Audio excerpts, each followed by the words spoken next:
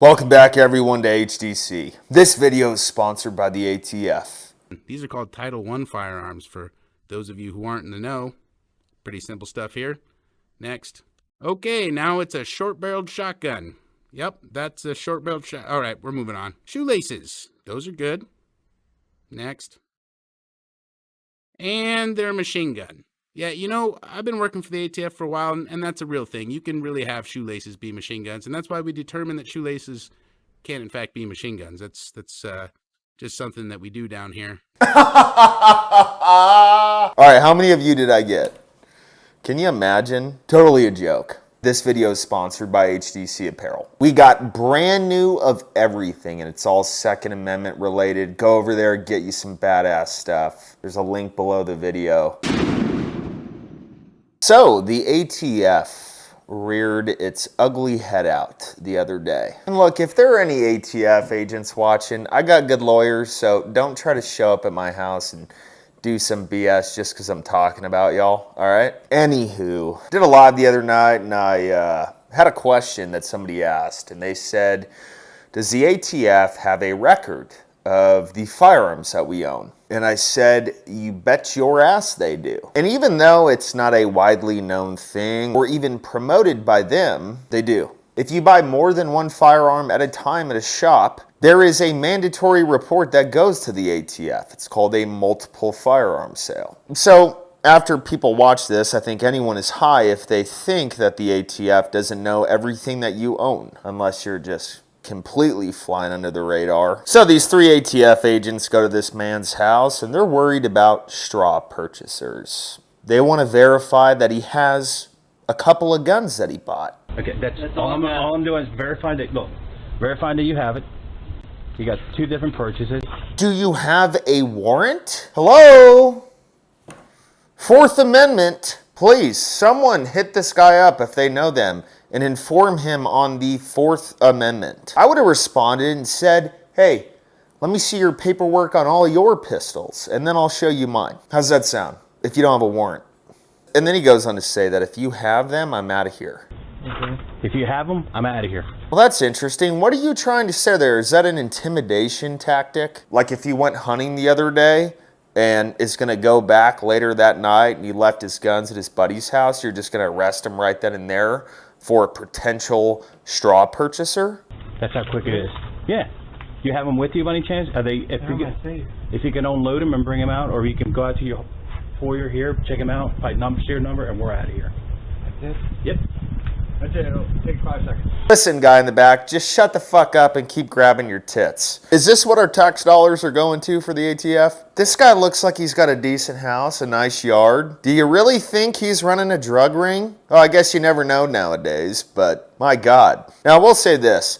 The first ATF officer, he seems like a nice guy. Hopefully he hates his job and quits. That would be a great move for you, sir. You could do great selling cars, life insurance, dildos, anything else other than the ATF. So then the third guy just starts talking. Unfortunately, the guy whose house this is not obviously very versed in all of this, but anyone who knows anything about how police operate, how they can get you to answer questions, that's exactly what this guy is doing. The reason we're out here is we're obviously gun violence has been an uptick, so we want to make sure we've been having a lot of issues with straw purchases. So one of the things indicators that we get is somebody makes like a large gun purchase. Listen, Chatty Cathy, no one gives a shit. 2 guns is not a large gun purchase. Secondly, I retract my statement about the first guy needing to go get a sales job. You need to go get a sales job. Why do you sound like you're trying to sell him Girl Scout cookies?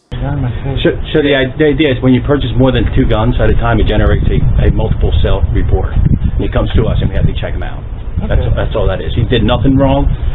Did absolutely zero. I noticed that you were stopped in Philly though, right? With one of your guns? So you know that this guy was stopped by a different police officer in Philadelphia? What is going on here? Then these cops start laughing at him. They think it's just a big old fucking joke. Wait, do you feel more comfortable? I'm okay. I didn't expect. Oh no! Listen, it just came up. I'm telling you. That's why we came here. Look, there's an email from the federal side saying, hey, Can you? What do you mean it came from the federal side? I wish this guy would have asked these ATF officers more questions. What does that mean? Does that mean Joe Biden sent you to my house, sir? Hillary Clinton? Hunter Biden? Why don't you guys go check out Hunter Biden's house? Why don't y'all do this to Hunter Biden? Sir, your ex-wife or whatever the hell she was, maybe a hooker, dropped one of your guns in a trash can right next to a school. If a kid picked it up, it could have caused, obviously, a problem. Do you still have that gun, or do you just have a shitload of crack? Which one would you say is more likely? How many times has the ATF gone to Hunter Biden's house or met with him? Probably a lot, just to cover all of his shit up, but no one's keeping track here. Make sure this guy's got his gun.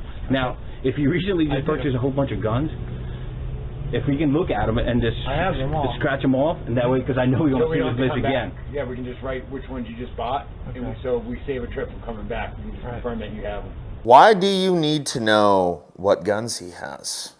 If he bought them legally, I'm sure it says in your report that he bought them legally. What is the problem? Now, the guy's really worried that these officers are going to come in while he's going to get his guns. Worst thing that he could do. All right. Okay. Yeah. I'll go get them. Okay. Okay. We will wait out here. Okay. We will stay out here. Okay. You can lock yourself Just in have there. my little boy in there and my wife. Yeah, Oh, we'll no, stay- no. Listen, I understand. We'll stay out here. No big deal. That's Okay. fine. All right. We'll stay All right. out here. All right. This guy does not have to do any of this. He did nothing wrong. They're in there simply fishing.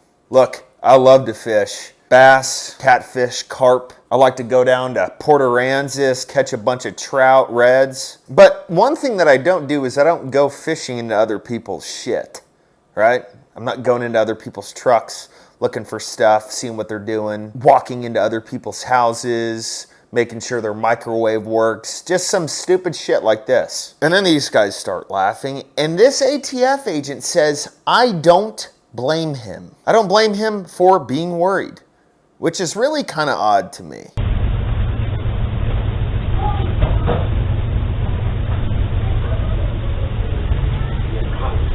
Yeah, I don't blame him. Don't blame him. Sir, I think you should really quit your job. The other two, they're laughing. They think it's a good time. But this is a perfect example of a Fourth Amendment right being violated. And it was not necessarily violated by them just ramming into the guy's house and searching around, but through intimidation tactics, they got the guy to give up his right. It's the world we're living in today.